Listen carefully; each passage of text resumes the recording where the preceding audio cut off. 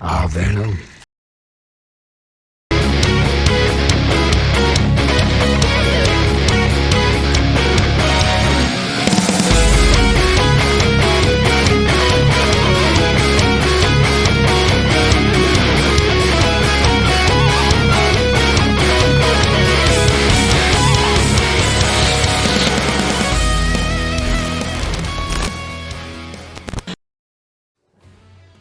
Right, first I'd like to apologize for the lack of content on the channel all these months.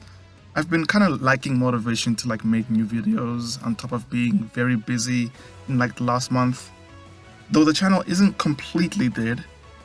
Also, you can still follow me on Twitter for mini 7s breakdowns and other Yu-Gi-Oh related tweets on top of anime. So link in the description if you're interested. All those who firmly believed that 7s was ending in 2 years, congrats. And to all those who thought that Gallop was somehow making Yu-Gi-Oh 8, you guys are cute. But it's finally here, Yugioh Go Rush. Going through the stuff, it really pretty much remains the same. However, Naoto Hashimoto has now been promoted to Assistant Series Director. Hashimoto has been one of the more promising regular in-house episode directors on 7s, debuting as episode director back on episode 27. He's also been responsible for directing and boarding both sets of openings and endings for the show, on top of being the CG director on each episode. Suffice to say, he's more than capable of the role, and I'm honestly overjoyed for his promotion. It's very well known that 7's simple character designs haven't been well received by the Yu-Gi-Oh fanbase and some of the wider anime community, being criticized for not looking like Yu-Gi-Oh, or not being detailed enough, or looking like a ripoff of itself. Gone were the crazy hairstyles and thick shading, being replaced by simple stylized hair designs with minimal shading.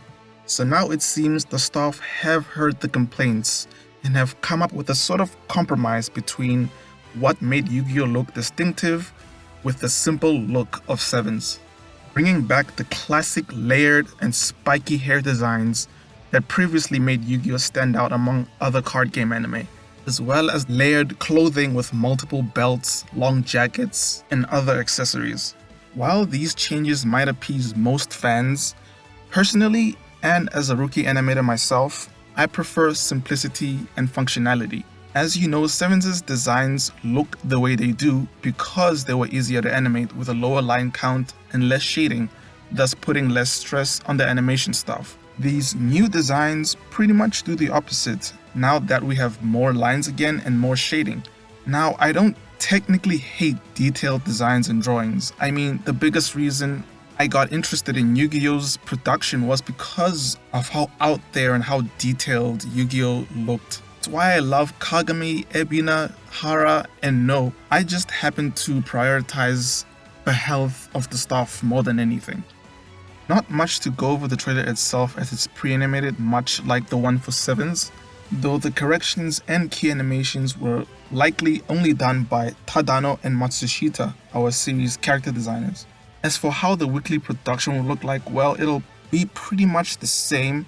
The weekly staff rotation will remain unchanged, likely until Shaman King ends. Once that happens, we'll probably see some familiar names like Genichi Takaze and Yasuzo Ino.